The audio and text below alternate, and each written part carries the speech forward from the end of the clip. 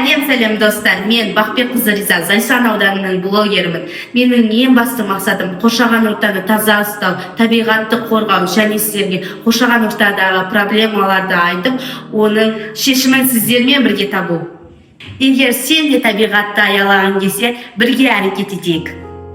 Сәлем достарым, біз қазір әлеуметтік эксперимент жасап көрейік. Менің алдымнан екі ұл кетіп бара жатыр, олар өздерінің қоқысын қоқыс шелекке ме әлде жерге тастай салам екен көреміз. Не бұл осы ұлдар?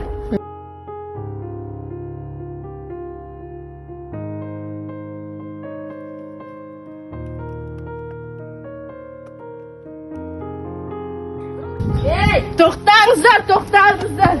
Сіздер неге қоқыстарыңызды қоқыс шелегінен тастамайсыздар? Осының бәрі сіздерден басталады. Табиғатты қорғау керек. Қоқыстарыңызды қоқыс шелегіне барып тастаңыздар. Менің жалғыз әрекетімнен не пайда деп ойлайтындар бар.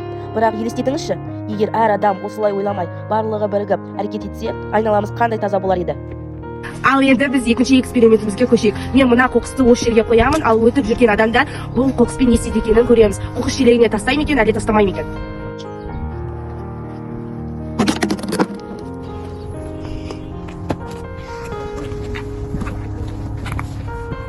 Сәлеметсіз бе, сіз неге қоқысты қоқыс шелегіне тастадыңыз? Себебі экологияны қорғап, табиғатты қорғап жүру керек. Осының бәрі біздің қолымызда, сол үшін қоқысты қоқыс шелегіне әрқашан тастап жүру керек. Өте дұрыс айтылған сөздер, сізге көп рахмет, сау болыңыз. Мен табиғатқа қызығушылығым артқан сайын табиғатты зерттеушілер үйірмесіне бір көз жүгірткім келіп тұр. Жүріңіздер. Жасыл желекті күтім жасап жүрген қыздар табиғаттың нағыз қорғаушылары. Жердегі тамған әрбір су тамшысы гүлдердің ғана емес, айналадағы сұлулықты да жаңғыртады. Қыздар, сендер неге осы үйірмені таңдадыңдар? Соған бір мысалдан келтірсеңдер. Гүлдер мен өсімдіктерді қорғау үшін, гүлдерге күтім жасау үшін, табиғатты қорғау үшін. Қыздар, сендер өздерінің өсірген өсімдіктеріңді маған көрсете аласыңдар ма? Иә, көрсете аламыз.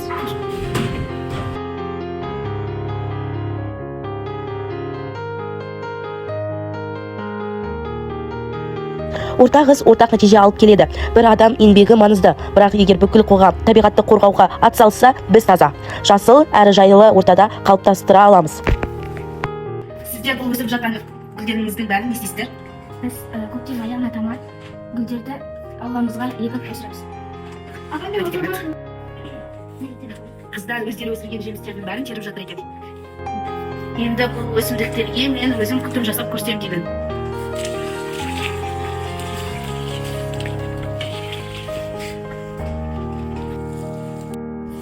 Бұл жер маған өте қатты ұнады. Енді мен жазда осы қыздармен бірге осы өсімдіктерді егіп көрсем. Историске әдемі табиғат салып, керемет көрініс деп бір басамыз. Бірақ сол табиғаттың шынайы қамын ойлап жүрміз бе? Туризм, демалыс, пикник бәрі жақсы. Бірақ артынан шашылып жатқан қоқыс, сынған бөтелке, өшірмеген от, экологиялық қасіреттерге айналып жатыр.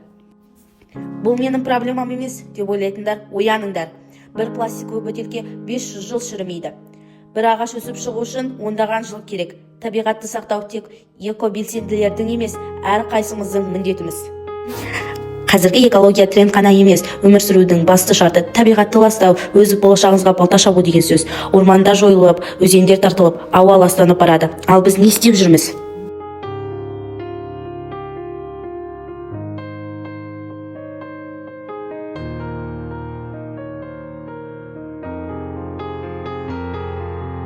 Қоқыстың табиғатқа деген зияны. Пластик 500 жылдан аса уақыт шірімейді, топырақты улайды, полиэтилен пакеттері жануарлар мен құстарға қауіп төндіреді, олар тұншығып қалуы мүмкін. Химиялық қалдықтар су мен топырақты ластап, адам денсаулығына зиян келтіреді. Өрт қаупі әйнек, бөтелке, күн сәулесіне шағылысып, дала өртіне әкеп соғуы мүмкін. Егер шынымен табиғатты жақсы көрсең, қоқысты артында қалдырмау, бір рет қолданатын пластиктен бас тартып, ағашты отырғызу, табиғатқа қамқор болу, экоәдетті трендке айналдыру.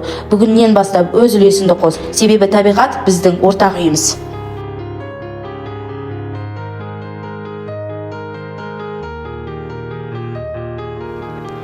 Табиғатты қорғамасаң, бір күні оны тек естелікпен есіне аласың. Табиғатсыз адам өмір сүре алмайтынын түсініп, әр қайсымыз өз үлесімізді қосып, экологияны қорғау, жауапкершілікпен қарауымыз қажет.